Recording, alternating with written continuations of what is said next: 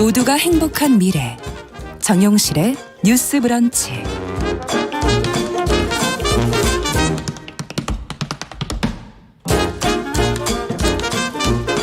정용실의 뉴스 브런치 듣고 계신 지금 시각 11시 43분입니다.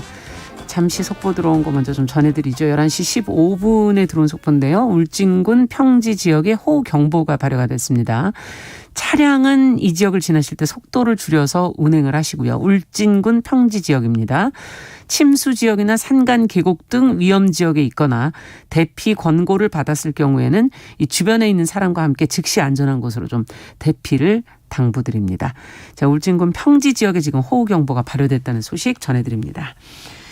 자, 이번에는 서점 편집자의 세심한 안목으로 고른 좋은 책 같이 읽어보는 시간이죠. 동네 책방. 오늘은 고요서사의 차경희 대표 자리해 주셨어요. 어서 오세요. 네, 안녕하세요. 네, 오늘 어떤 책 들고 오셨어요? 네, 오늘은 활발하게 활동 중인 소설가인 김초엽 작가의 첫 번째 에세이집인 책과 우연들을 들고 왔는데요. 네. 그 SF 소설을 쓰는 김초엽 작가의 책은 사실 저희 동네 책방 코너에서 여러 번 소개해드린 했었죠? 적이 있어요. 네. 2017년부터 작품을 발표 중인 작가인데 엔솔로지를 제외하고 뭐 공저를 포함시키더라도 벌써 7, 8권의 책을 냈더라고요. 그런데 부지런하시네요.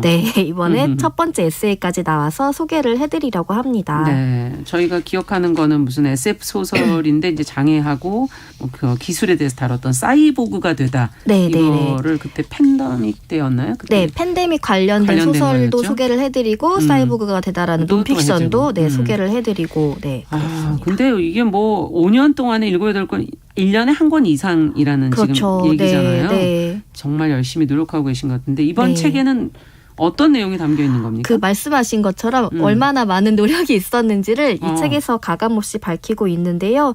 사실 이 동네 책방 코너에서는 이제 개인적으로는 가능하면 다뤘던 작가의 책은 신간이 나와도 다른 책을 우선으로 고르려고 좀 생각을 하는데 하지만 김초엽 작가는 SF 소설을 발표하는 한편 논픽션 장르의 책을 내기도 하는 등 워낙에 이제 점차 활동 영역을 넓혀갈 뿐만이 아니라 출간하는 책마다 탄탄하면서도 좀 남다른 면을 지니고 있다는 생각이 들어서 매번 관심이 가는데요. 이 책과 우연들은 작가의 독서 에세이이기도 하면서 작가로서 책과 자신이 어떻게 관계를 맺어오고 있는지를 들여다볼 수 있는 책이기도 합니다.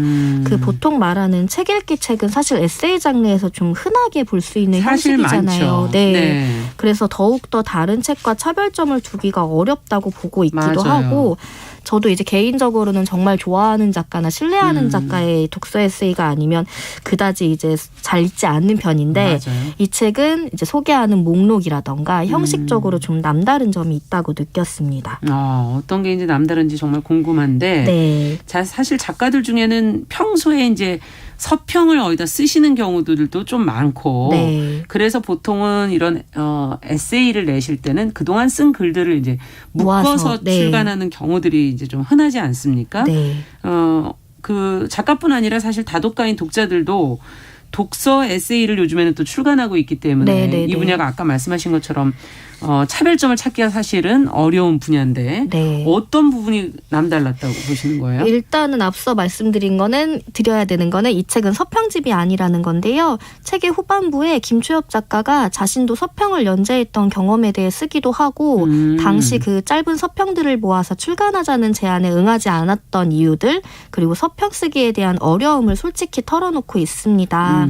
이 책은 우선 에세이이지만 원고 한 꼭지당 길이가 굉장히 긴 편이에요. 요즘 사실 에세이가 점차 짧아지고 있잖아요. 근데 이 책에 들어가 있는 꼭지들은 거의 뭐 원고지 100매 정도 내외에 이르는 긴 호흡으로 읽을 수 기네요. 그래서 한 꼭지당 소제목으로 이제 들어가면서 주제를 좀 세분화해서 들어가는 편인데 소제목도 보통은 이제 2페이지 정도로 가는데 지금 한 뭐 4-5페이지로 쭉 넘어가기도 하네요. 워낙에 요즘 에세이들이 이제 짧은 시간에 읽을 수 있게끔 가고 있지만 아마도 이전에 이제 논픽션 도서를 출간했던 경험이 굉장히 긴 호흡으로 사유를 전개시켰던 경험이 이미 풍부하기 때문에 작가가 자신의 이야기를 담은 에세이 또한 요즘의 흐름과는 다르게 작업했다는 생각이 듭니다. 네. 그리고 글의 길이뿐 아니라 SF 장르와 연관된 논픽션 책, 뭐 곰팡이라던가 유전자 실험에 대한 책들을 소개하고 있기도 하고 작가가 인상 깊게 읽은 이제 SF 장르 소설가들의 에세이라던가 작품 또한 소개하고 있어서 사실은 좀 SF 장르에 대한 흥미뿐만 아니라 예. 논픽션으로 이제 관심을 넓혀보고 싶은 독자들에게 참고할 만한 목록이 굉장히 좋다고 생각이 들었어요. 네. 게다가 작가로서는 과감하게 자신이 읽었던 작법서까지 굉장히 제목들을 세세하게 밝히고 있습니다. 이게 사실은 어떻게 보면 작가의 노하우라고 맞아요. 할 수도 네. 있는 거를 이제 다 공개했다. 네. 라고 볼 수 있고 SF라는 게 사실 어떤 뭐 특수한 분들이 좋아하는 일종의 한 장르 문화 네. 이렇게들 얘기를 하지만 네. 지금 현재 이제 웹 3.0 이런 시대를 네, 앞두고는 네. 사실 읽어야 할 책 분야가 아닌가 하는 생각도 들거든요. 사실 네. 관심이 적은 독자라면 SF에 대해 언급하는 책들이 낯설 수도 있지만 그 뭐 요즘에 기후 위기라던가 맞아요. 워낙에 이 책에서도 강조하는 비인간적 존재들에 대한 이야기들이 사회에서 대두되고 맞습니다. 있기 때문에 네. SF가 더 이상 우리와 동떨어진 미래의 이야기가 아닌 거죠. 맞아요. 게다가 이제 김추엽 작가는 이 책에서 SF에 대한 기본적인 질문들, 작가로서 그동안 가장 많이 받았던 질문인 SF 소설이란 도대체 무엇인가요? 라는 이 질문을 제일 많이 받으셨어요? 네, 그렇다고 해요. 그래서 이 답을 찾아가는 여정. 사실 SF 장르 소설이라는 게 어떻게 뚜렷하게 경계지어지지도 않고 이 안에서도 참 분류가 돼 있죠. 그렇죠. 많이. 작가가 이제 그 안에서 재미있게 그냥 작가가 내가 쓴 게 SF예요라고 하면 SF다라는 이제 거기까지도 전개가 되는데 개인적으로는 저도 이제 서점 운영자들도 작은 서점, 동네 서점, 독립 서점이 도대체 뭔가요?라는 질문을 끊임없이 받거든요. 이런 정체성에 대한 질문들을 많이 하시는군요. 네, 맞습니다. 사실 이게 순문학 작가들한테는 소설이란 무엇인가를 매번 묻진 않을 텐데 그렇죠. SF 소설을 쓴다는 이유로 그런 질문을 받고 그렇지만 그 질문에 대해 나름의 진지한 고민과 성찰을 하면서 독자들 또한 SF 장르에 대한 이해를 도울 수 있게끔 앞에서 이제 좀 전개를 하고 있습니다. 네, 그렇군요. 이번 기회에 SF 소설에 대해서도 조금 한번 생각을 정리해 보실 수 네. 있는 시간이 될 수도 있을 네, 것 같고, 네, 네. 예, 책의 서문을 이렇게 보니까 이 책은 나의 읽기 여정을 되짚어가면서 그 안에서 쓰고 싶은 나를 발견하는 탐험의 기록이다. 여기서 나는 읽기가 어떻게 쓰기로 이어지는지, 내가 만난 책들이 쓰는 나를 어떻게 변화시키는지에서 대해서 관해서 말할 것이다. 야, 그러면서 이제 작법서들에 대한 언급도 뭐 했다는 건데 이거야말로 사실 사람들이 가장 궁금해하는 부분 아닐까요?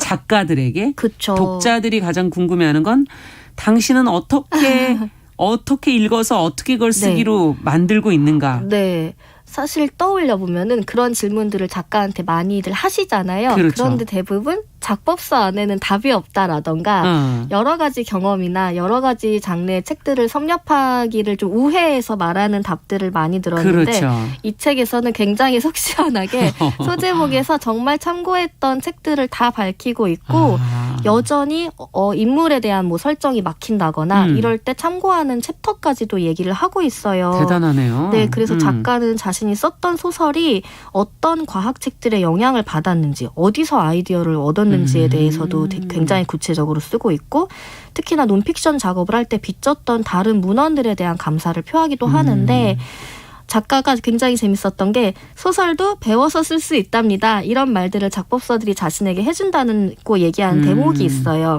왜 우리 흔히 뭐 글로 배운 연애라던가 맞아요. 네, 그런 표현을 하잖아요. 그리고 작가는 타고났다라는 생각도 말들도 많이 있고. 하시죠. 그리고 사실 김추엽 작가도 지금 굉장히 책을 낼 때마다 사랑을 받고 있기 때문에 뛰어난 작가라는 말을 많이 들음에도 불구하고 자신 또한 다른 책들을 통해 아이디어를 얻기도 하고 여전히 작법서를 참고하면서 글을 배우면서 쓴다라고 얘기를 하고 있는 거죠. 그래서 소설로 쓰고 싶은 아이디어가 있는데 기본적 지식이 부족하다는 생각이 들면 관련 책을 10권 정도 산대요. 네. 그리고 탐독하면서 지식을 쌓고 그러면서 SF 소설에서 그 비어있는 세계의 이제 빈 곳들을 그런 관련 책들과 함께 채워간다는 고백이 정말 솔직하다는 생각이 들었습니다. 네, 사실 저도 소설은 창작이니까 모든 게 다 네. 상상의 세계인데 뭐 네. 그렇게 공부가 필요할까 이렇게 생각을 맞아요. 했었는데 네. 소설 쓰는 사람들이 옆에서 보니까 네. 자료조사와 현장조사 답사하시는 분들도 네. 계시고 현장 직접 가보기도 하고 맞습니다. 여러 가지 노력들을 하고 계시다는 거를 느끼게 네. 되네요. 네.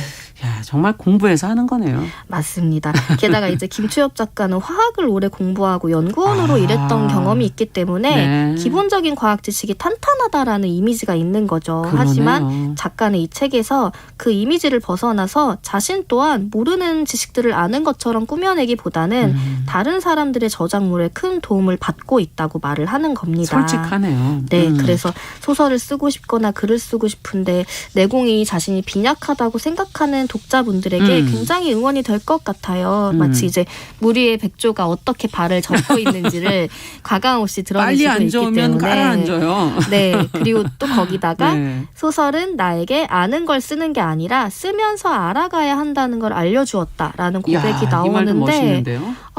사실 인간과 이 세상에 대한 깊이 있는 통찰을 소설가들에게 요구하잖아요. 맞아요. 세상은. 하지만 생각해보면 자신이 살아온 대로 체험한 대로 글을 통해 쌓은 사유만으로 글을 쓰는 사람들의 작품이 얼마나 위험했는지를 저희는 이제 경험으로 알고 있다고 생각이 들어요. 그렇습니다. 그래서 공부하고 익히면서 다른 이의 관점 또한 살피는 이 젊은 작가의 창작 태도가 오히려 건강한 점이 있지 않을까 하는 그러네요. 생각이 들었습니다. 네. 창작의 어떤 태도, 네. 쓰면서 공부하면서 알아간다. 네. 예. 지금 저도 안 그래도 이 목차를 쭉 보다 보니까 네. 첫 번째 장이 세계를 확장하기, 네. 두 번째 장이 읽기에서 쓰기로 이어지는 여정, 네. 세 번째 장이 책이 있는 일상 네. 이렇게 되어 있어서 네. 그 중에서도 첫 번째 장이 저는 참 네. 솔깃했어요. 세계 인간과 비인간에 관한 네네네. 이야기. 네. 굉장히 중요한 이 작가가 생각하는 포인트라는 생각이 들었는데 SF 소설이 인간뿐 아니라 비인간, 뭐 동물, 식물, 외계 생명체, 뭐 돌, 기계 이런 존재까지 다 주인공으로 등장을 시키는데 예. 항상 어떤 유명한 작품에 대한 리뷰가 휴머니즘을 강조하는 경우가 있는 거죠. 그렇죠. SF 작품에 대해서도. 예. 하지만 이 김추엽 이것도 너무 작가는 강요일 수 있어요. 맞아요. 그죠? 예. SF 창작자들은 사실 인간뿐 아니라 비인간 존재에 대한 고찰까지 함께 하고 있기 때문에 독자들이 그곳까지 시선을 돌려주기를 바라는 마음을 첫 챕터에서 굉장히 이제 사유를 깊게 전개를 하고 있습니다. 네, 사실은 아마 팬데믹이 있지 않았다면은 우리가 이렇게 비인간적 존재들에 대해서 맞아요. 관심을 가졌을까 하는 생각이 들 정도로 네, 그 네. 이후로 그 관심들이 좀 높아지는 건 확연하거든요. 네, 맞습니다. 네. 문명이 어찌할 수 없는 영역들이 존재한다라는 걸 최근에 굉장히 그렇죠. 느끼고 있기 때문에 네. 그리고 이제 전작인 사이보그가 되다에서 또한 이제 장애에 대한 기술 개발이 장애를 극복하는 쪽보다는 장애가 있어도 살아가는데 어려움이 없도록 개선하는 데 기술이 개발되어야 한다라고 어떤 관점을 이렇게 틀어주었던 것처럼 이렇게 다루기 복잡한 상황에 대해서 저희의 관점, 읽는 사람의 관점을 유연하게 만들어주는 게 이 김추엽 작가만의 재능이라는 생각이 또 한 번 들었어요. 네. 그런 관점을 만들기 위해 굉장히 많은 책을 또 탐구했다라는 걸 알 수 있기도 관점이라는 게 합니다. 얼마나 어려운 겁니까? 이거야말로 맞습니다. 정하는 데 가장 많은 시간이 드는 거죠. 여기에 대한 또 윤리적인 그런 시선에 고찰까지도 대한 해야 게 되죠. 필요하니까. 네, 네, 정말 그렇습니다. 그러네요. 저희가 소설을 읽는 아마 이유도 아마 이런 데 있지 않을까 하는 생각이 들어요. 조금 더 깊이 한 네. 분야에 대해서 생각해 보고 싶을 때 맞습니다. 소설이나 이런 것을 읽으면 도움이 되지 네. 않을까 하는 생각도 드네요. 네. 자, 고요서사의 차경희 대표와 함께한 동네 책방 김초엽 소설가의 첫 에세이 책과 우연들 같이 읽어봤습니다. 말씀 잘 들었습니다. 감사합니다. 감사합니다. 네, 정용실의 뉴스 브런치 목요일 순서 마치면서 김광석의 바람이 불어오는 곳 들으면서 마무리하도록 하죠. 저는 내일 다시 뵙겠습니다. 안녕히 계십시오.